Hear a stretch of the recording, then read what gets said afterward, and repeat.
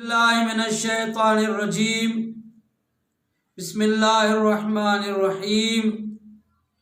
الحمدللہ رب العالمین والعاقبۃ للمتقین والنار للمعاندین الصلاة والسلام علی سیدنا وشفیع ذنوبنا وطبیب قلوبنا حبیب الہ العالمین بالقاسم محمد وعلى أهل بيته الطيبين الطاهرين المعصومين المظلومين المنتجبين أما بعد بسم الله الرحمن الرحيم العلماء باقون ما بقي الدهر عالم اسلام میں ائمہ معصومین علیہ السلام کی ہستیوں کے علاوہ کچھ ایسی شخصیات گزری ہیں جنہوں نے اپنی زندگی میں وہ کارنامے انجام دیے جنہیں تا قیامت یاد رکھا جا رہا ہے اور رکھا جائے گا۔ ان میں سے ہمارے بر صغیر اور ہمارے وطن عزیز پاکستان کی بہت ہی معروف اور مشہور شخصیت مفسر قرآن، محسن ملت، استاد العلماء حضرت حجت الاسلام والمسلمین علامہ سید صفدر حسین نجفی النقوی رحمۃ اللہ علیہ نور اللہ مرقدہ الشریف، جنہوں نے اپنی زندگی میں اس طرح سے کارنامے انجام دیے کہ ان کی افکار، ان کے کارنامے 31 سال گزرنے کے بعد بھی اب تک زندہ ہیں اور یقیناً یہ قیامت تک زندہ رہیں گے، کیونکہ اگر کوئی اپنے آپ کو اسلام کے لیے وقف کر دے، اسلام کے احکامات کے احیاء کے لیے زندگی کو بسر کرے تو پھر اسلام اسے زندہ ہو، تابندہ ہو، پائندہ رکھتا ہے۔ کمال ہے حضرت حجت الاسلام والمسلمین علامہ سید صفدر حسین نقوی نجفی رحمۃ اللہ علیہ کا جو ظاہری حوالے سے اگرچہ وہ پنجاب کے ایک چھوٹے سے علاقے علی پور کے ایک سادات گھرانے سے نکلے، لیکن جب در امیر المومنین حوزہ علمیہ نجف اشرف میں مختلف علوم آل محمد علیہ السلام کو حاصل کیا اور وہیں سے خدمات کا سلسلہ شروع کر دیا، وہ کرنیں آج شعاؤں کی صورت میں پوری جہان میں پھیلی ہوئی ہیں۔ انسان اپنی وسعت کے مطابق کام انجام دیتا ہے، لیکن یہ ضرور ہے کہ اگر کوئی خلوص دل کے ساتھ خدا کی خاطر قدم بڑھائے تو خدا اسے موفق بھی رکھتا ہے اور اسے کامیابی بھی دیتا ہے، اور وہی یہ ہوا کہ حوزہ علمیہ نجف اشرف میں تعلیم کے ساتھ ساتھ تدریس بھی کرتے رہے، اور میں یہ عرض کروں کہ اگر وہ نجف اشرف میں رہتے، جس طرح سے وہ علوم حاصل کر رہے تھے، کچھ عرصے کے بعد منصب مرجعیت میں فائز ہو جاتے، لیکن اپنے علاقے، اپنے ملک کی مشکلات کو مد نظر رکھتے ہوئے چند سال حوزہ علمیہ نجف اشرف میں تحصیل کرنے کے بعد واپس تشریف لائے، اور جب بھی دیکھا گیا ہے کہ جب بھی کوئی اپنے واپس وطن تعلیم حاصل کر کے آتا ہے تو کوئی نہ کوئی سہارا ڈھونڈتا ہے، لیکن کمال ہے اس مرد مجاہد کا جو آتے ہی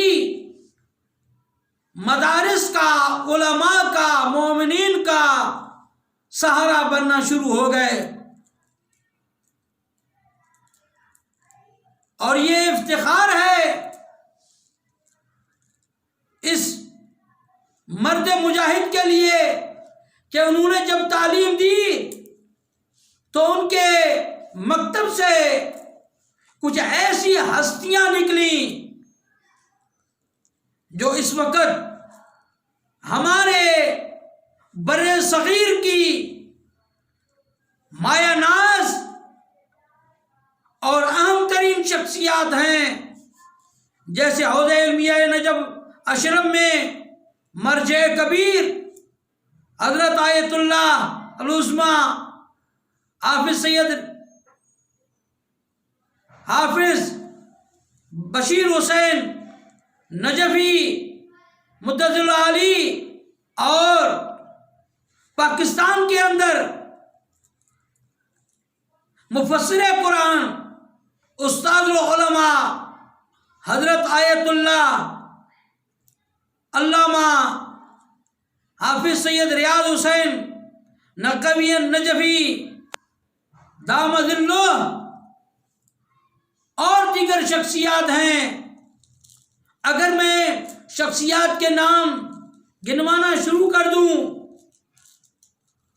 تو اتنی فہرست طویل ہے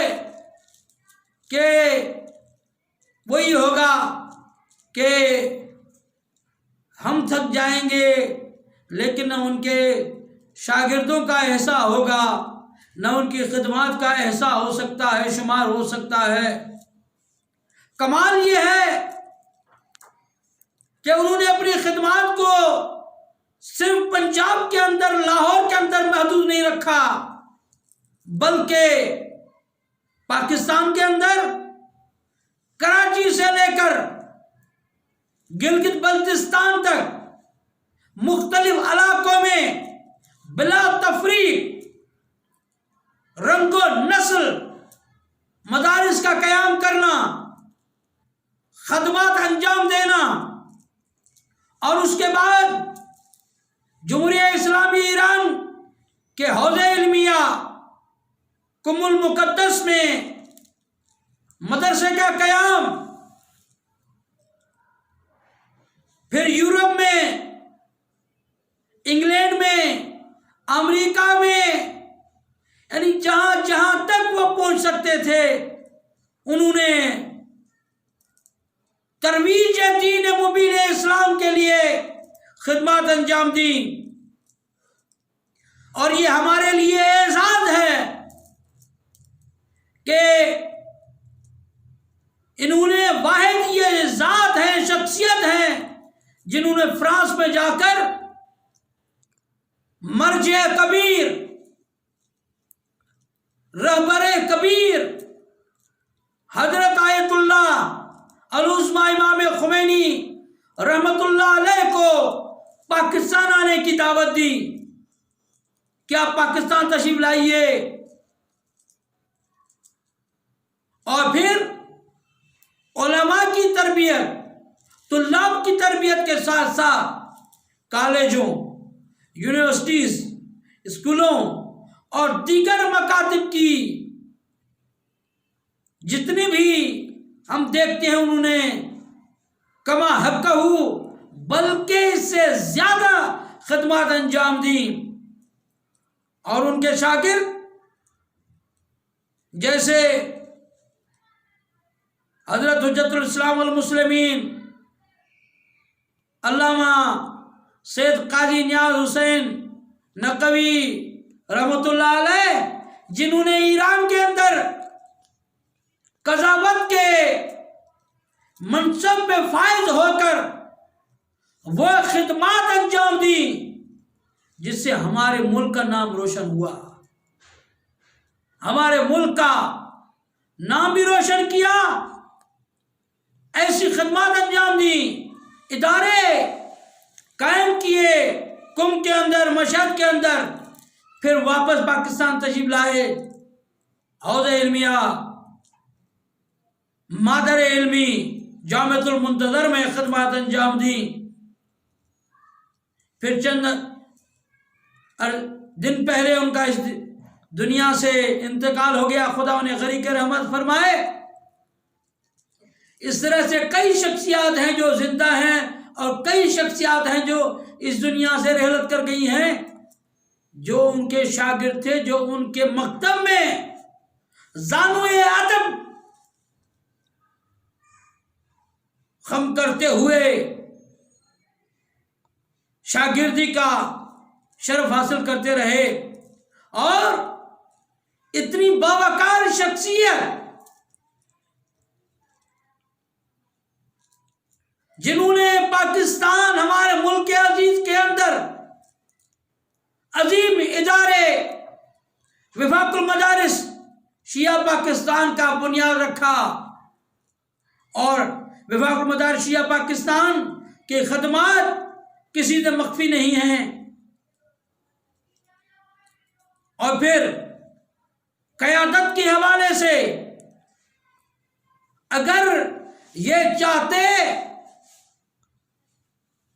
اور یہ شرائط رکھتے تھے کہ قیادت کے فرائض انجام دیں، لیکن کیا کہنے کہ یہ عالم گر، یہ رہنما گر، یہ شخصیت گر، جنہوں نے قائدین کے انتخاب میں کلیدی کردار ادا کیا، وہ پھر چاہے حضرت حجت الاسلام والمسلمین علامہ مفتی جعفر حسین اعلی اللہ مقامہ ہوں، یا قائد شہید حجت الاسلام والمسلمین علامہ سید عارف حسین حسینی ہوں، یا پھر موجودہ قائد ملت جعفریہ پاکستان حضرت آیت اللہ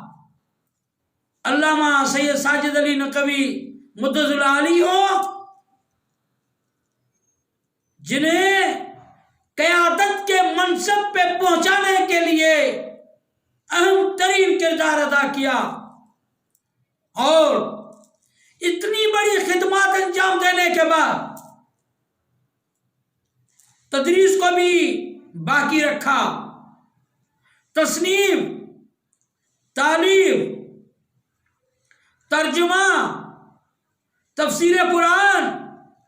تفسیر نمونہ کا ترجمہ، توضیح مسائل کا ترجمہ، اور بہت ساری کتابیں جن کے ترجمے بھی کیے تو تالیف و تصنیفات بھی کی۔ واقعاً ایسی شخصیات بہت کم پیدا ہوتی ہیں، لیکن یہ حقیقت جو معصوم نے فرمائی کہ العلماء باقون ما بقی الدہر، یہ علماء باقی رہیں گے جب تک یہ زمانہ باقی رہے گا۔ تو حضرت حجت الاسلام والمسلمین علامہ سید صفدر حسین نقوی نجفی رحمت اللہ علیہ جب تک زمانہ باقی رہے گا یہ زندہ ہو پائندہ رہیں گے، اور میں اپنی ملت اسلامیہ سے، اپنی نوجوان نسل سے یہ کہوں گا، عرض کروں گا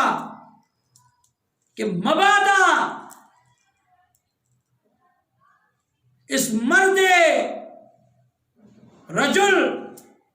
رجل فقی، مرد قلندر، ابو ذر زمان، فقیہ زمان کی خدمات کو فراموش نہ کیا جائے۔ اور اگر چاہتے ہیں کہ دنیاوی اخروی علوم کو حاصل کریں، ان پہ عمل کریں اور کامیابی حاصل کریں، تو اس بزرگوار کی سیرت کو بھی دیکھنا پڑے گا،